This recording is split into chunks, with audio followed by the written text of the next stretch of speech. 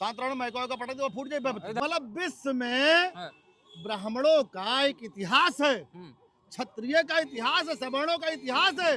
जहाँ खड़े होते हैं वहाँ पीछे कि निर्दोष को सजा न हो और जो दोषी है वो बचे ना। बहुत छोटे शब्दों में यूजीसी के लिए राष्ट्रीय अध्यक्ष जी ने बोला, इसके लिए मैं उनका बहुत बहुत धन्यवाद देता हूँ। नेता ऐसा ही होना चाहिए। ये जो है यूजीसी का जो विरोध कर रहे हैं वही भाजपा का सपोर्ट करते थे कि नहीं करते हैं? आज उनका पुतला पद से इस्तीफा दे दें अपने लोकसभा सदस्यता से।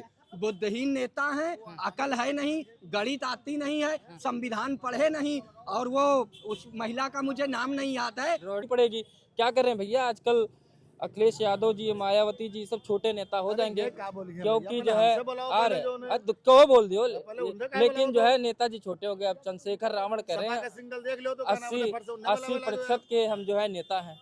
तब अखिलेश यादव जी की राजनीति खत्म करने में लगे हुए हैं क्या?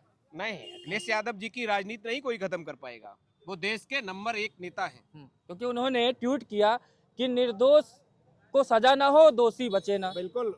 लेकिन अब इनको ये समझ में नहीं आ रहा, ये न निर्दोष देख रहे हैं ना दोषी देख रहे हैं। छोटे शब्दों में राष्ट्रीय अध्यक्ष जी ने कहा कि निर्दोष को सजा न हो और जो दोषी है वो बचे ना। बहुत छोटे शब्दों में यूजीसी के लिए राष्ट्रीय अध्यक्ष जी ने बोला, इसके लिए मैं उनका बहुत बहुत धन्यवाद देता हूँ। नेता ऐसा ही होना चाहिए जो कम शब्दों में ज्यादा बोल रहे। एकदम राइट। बहुत छोटे शब्दों में और पूरे भारत में अपनी बात को पहुंचा दिया, इसके लिए मैं राष्ट्रीय अध्यक्ष जी का पुनः धन्यवाद देता हूँ। तो चंद्रशेखर रावण के साथ जाएंगे धरना प्रदर्शन करने? चंद्रशेखर रावण के पास बिल्कुल, अगर मुझे आवश्यकता पड़ेगी तो जाऊंगा। हमारे राष्ट्रीय अध्यक्ष जी का जो निर्देश होगा उसका पालन करेंगे, आदेश का पालन करेंगे। क्या कहेंगे, कल तो लग गया नारा, आप इधर तो बड़ा खुश मजा रहे थे, जेएनयू में लगा नारा बढ़िया कि बनिया ठाकुर ब्राह्मणों के लिए बढ़िया बढ़िया शब्द सुनने को कानों को मिला। तो क्या अब यूनिवर्सिटियां यही अखाड़ा बनेंगी कि जातिवादी से कुछ बाहर भी निकलेंगे कि बस यही अब तेरा मेरा चलेगा? ये बीज बोया कौन है? ये बीज किसने बोया? अंकुरित कौन कर रहा है? माननीय मोदी जी। बंद करो ना, अभी तो आप ये खटाखट वो छोटे छोटे बालक कॉलेज बंद कर रहे थे, इनको बंद करो ना। इसी कॉलेज से तो निकला था, हमको लगता है अफजल हम नारा, अफजल हम शर्मिंदा है, तेरे कातिल जिंदा है, भारत तेरे टुकड़े होंगे। बंद करो ना। मोदी जी क्यों नहीं बंद करा रहे इसको? वहाँ पे कौन सा जम्मू में कोई बंद हुआ है ना, मेडिकल कॉलेज बंद हुआ है, वैष्णो देवी, इसको क्यों नहीं बंद कर रहे हो? नहीं बंद कराया, बंद करा दे। अरे जेएनयू इतनी बड़ी यूनिवर्सिटी विश्व में जिसका नाम हो, वो एक दो नारे से बंद कर दे मोदी जी। मतलब विश्व में ब्राह्मणों का एक इतिहास है, क्षत्रिय का इतिहास है, सवर्णों का इतिहास है। जहाँ खड़े होते हैं वहाँ पीछे संख्या होती है। ये तो अमिताभ बच्चन वाला लाइन मार दिया। जहाँ खड़े होते हैं वहीं से लाइन शुरू होती है और पीछे तक लाइन लगी रहती है। ब्राह्मण क्षत्रिय, समझ रहे हैं? और ब्राह्मण क्षत्रियों को जो अपमानित करने का काम मोदी जी ने किया है, ये 27 में, 29 में, 32 में, 37 में, 47 में, 42 में सब में देखने को मिलेगा। लेकिन अब तो हम कुछ लोग इसका विरोध कर रहे हैं। कुछ आप 29 की बात 27 की कर रहे हैं, कुछ लोग परसेप्शन बनाने में ही लगे हैं कि योगी जी को कमजोर करने के लिए मोदी जी ने ऐसा लिया है ताकि सवर्ण नाराज हो जाए, योगी जी हार जाए। देखो, योगी जी अब प्रधानमंत्री बनेंगे देश के। योगी जी देश के प्रधानमंत्री बनेंगे, उत्तर प्रदेश की कुर्सी खाली हो रही है। कौन आ रहा है? अरे कोई आवे, हमको इससे मतलब नहीं। अखिलेश यादव आवे, चाहे वो क्या कहते मायावती आवे, बस भाजपा ना आवे। भाजपा को नहीं चाहते हम लोग। सांतरण में का पटक दो फूट जाए। इधर गुस्सा नहीं करते तो कोई आवे, हमको देख लिया करिए, मुस्कुराते रहते हैं, अब गुस्सा नहीं आएगा। कोई भी आवे, इससे हमको मतलब नहीं है। हम लोग भगवा देख करके अब वोट करेंगे। जो भगवाधारी होगा उसको वोट करेंगे। अरे इनके लाल गमछोस का दिक्कत कोई हम लोग कमल फमल से वोट। देखो नेताजी लगाए हैं, बढ़िया छात्र नेता हैं। अरे इनकी बात मैं नहीं कर रहा हूँ भैया। देखो, समाजवादी पार्टी नेता है। हाँ, समाजवादी पार्टी के राष्ट्रीय अध्यक्ष ने एक बयान दिया, उसकी मैं सराहना करता हूँ। बैलेंसिंग बयान दिया, मतलब बहुत बैलेंसिंग नहीं, उनका बयान पहली बार मैंने जो सुना है वो इतना अच्छा था। और उनके सारे बयान गड़बड़ाते थे। ए मिश्रा, ए पंडित, कौन जात हो?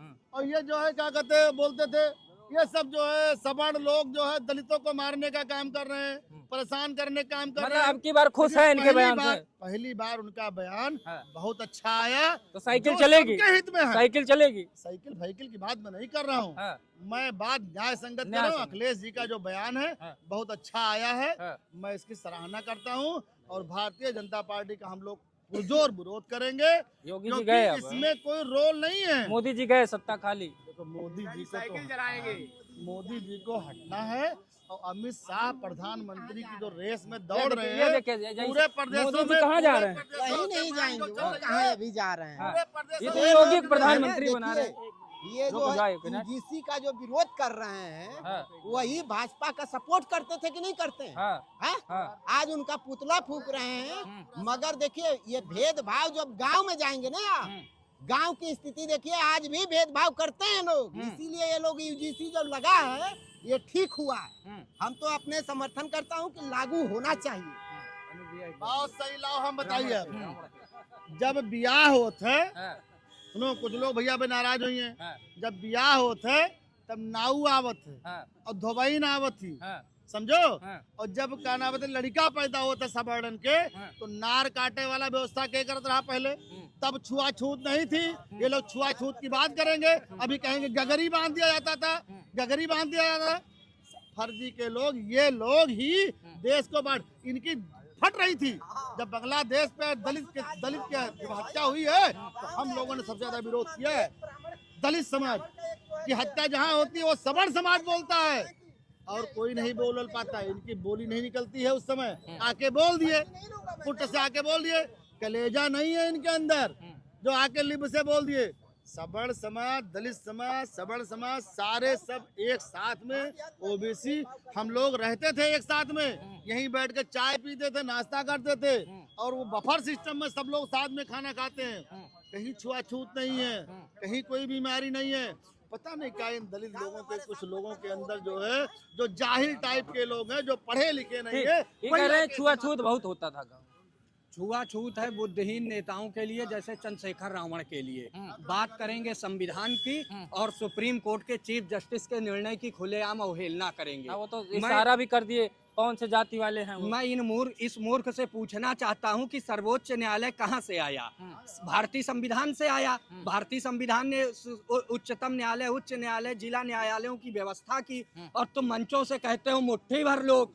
अरे मूर्ख, पहले अध्ययन तो कर लो। सवर्ण 15% नहीं है, सवर्ण 41% है। 15 बनाम 85 नहीं है, 41 बनाम 49 है। कौन सी गणित पढ़ के आते हैं चंद्रशेखर रावण? और चंद्रशेखर रावण अगर संविधान में विश्वास नहीं है तो संसद पद से इस्तीफा दे दें अपने लोकसभा सदस्यता से। बुद्धिहीन नेता हैं, अकल है नहीं, गणित आती नहीं है, संविधान पढ़े नहीं। और वो उस महिला का मुझे नाम नहीं याद है, रोहिणी घावड़ी, पहले उसको न्याय दें। इनको बलात्कारी बोल रही है, उस पर सफाई दें। तो यह संवैधानिक व्यक्ति देश का माहौल खराब नहीं, कर जब रहा है। एक महिला आरोप लगा रही है तो भारत की सरकार क्या कर रही है? उत्तर प्रदेश की सरकार क्या कर रही है?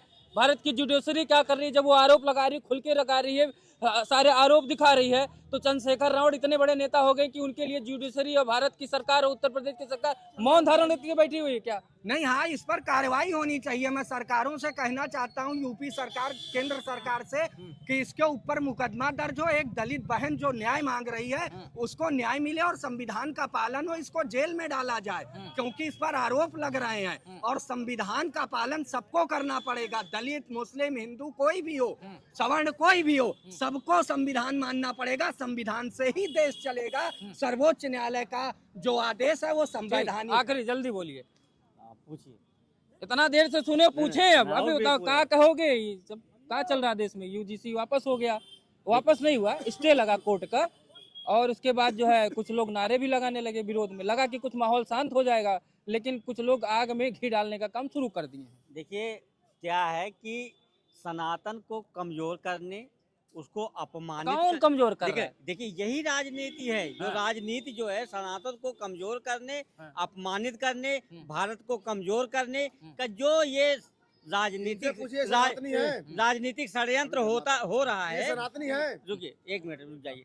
राजनीतिक षड्यंत्र हो रहा है, इससे बचना चाहिए। देखिए अभी जो है मोदी जी ने अच्छा काम किया था कि नहीं? देखिए, मोदी जी ने जो अच्छा काम किया उसका हम लोगों ने, सब लोगों ने समर्थन किया। जो है जो नारा उन्होंने दिया था, जब तक उस नारे पे चलते रहे जो है सब लोगों ने समर्थन किया। लेकिन जब कहीं गलत कदम उठा, जाने अनजाने जैसे भी, तब उसका हम लोगों ने विरोध किया और विरोध करके बताया कि आपके अच्छे कामों में हम समर्थक हैं, आपके बुरे काम के समर्थक नहीं है। जो देश और समाज के लिए कुछ लोग यही कह रहे थे कि जो अंधभक्त लोग थे, जो बहुत कवरेज करते थे, कवर करते थे, अंधभक्त लोग आजकल मोदी जी से नाराज हो गए। मतलब अंधभक्त मोदी जी से नाराज हो गए, यानी कि अब ये साबित होता है कि आप लोग अंधभक्त नहीं हो। क्या साबित कर दिया कि हम अंधभक्त नहीं हैं, हम नियमों के भक्त हैं। नियमों के विपरीत जाओगे तो हम अंधभक्ति नहीं करेंगे।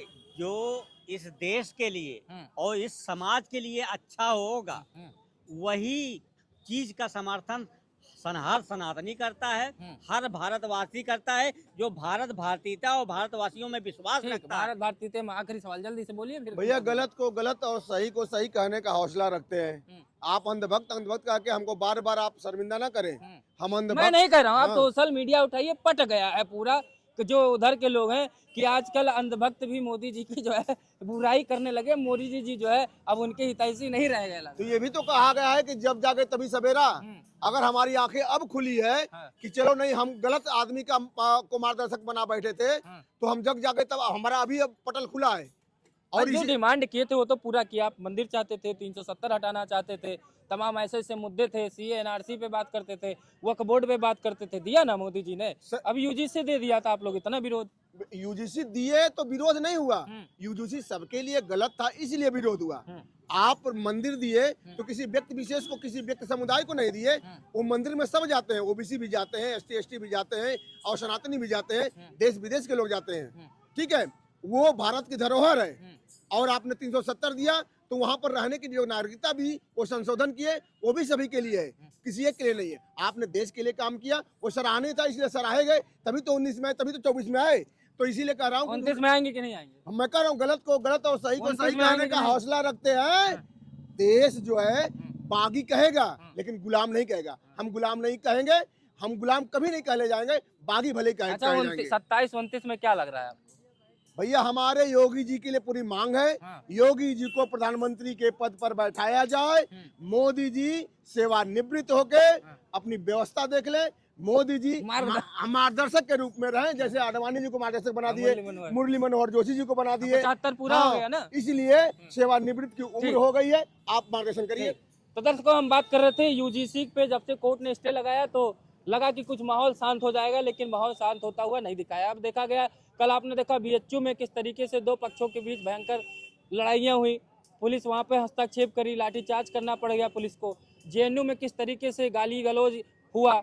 एक आध नेता ऐसे हैं जो अब निकल रहे हैं बिल से कि अब भड़का रहे हैं कि 20% बनाम 80% करने की कोशिश कर रहे हैं, लेकिन ये सब साफ होगा नहीं। आने वाला समय तय कर देगा कि देश की दिशा और दिशा किधर जाती है। इसी के साथ ये वीडियो को समाप्त करते हैं। नमस्कार।